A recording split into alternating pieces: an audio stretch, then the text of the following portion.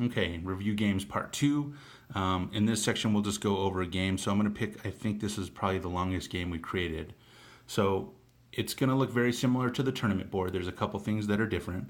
Up at the very top, we'll go left to right. So you have an info button. On the info button, if you hit it, it'll show you the outcome of the game and what happened. You know, the name of the tournament, the city, state, the date, the round, first player, last player, or white and black player, and then what type of tournament it was, and the outcome, which was a draw. Next is the time option. If you click on the time option, anytime that there was a move input on time, it lets you know when that time was put into the clock. So here we can see it was done on move 2, and there was 120 minutes left, or an hour and 20 minutes left on the clock.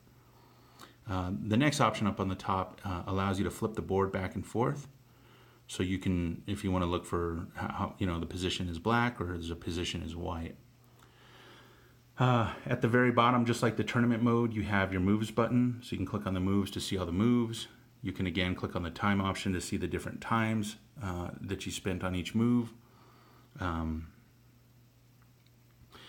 next thing that you have is like old CD controls, MP3. We could go even old school and say tape deck. So you have rewind, fast forward. So this is fast rewind and fast forward. So if you hit fast rewind, it'll bring the game back to the beginning. And then if you go fast forward, it'll take it to the end. If you go to the beginning, you can use your arrow keys to step through the move one move at a time. And you can also do the same thing going back. The other option that we added in 2.1 was a play button. Essentially, it plays at 1.5 seconds. While it's moving, you can rotate the board back and forth. So if you want to see it, if you want to step back a couple moves, you can. If you want to step up a couple moves, it'll keep playing until the game's over. That's essentially the review games in a nutshell. So we'll go ahead and stop the video here.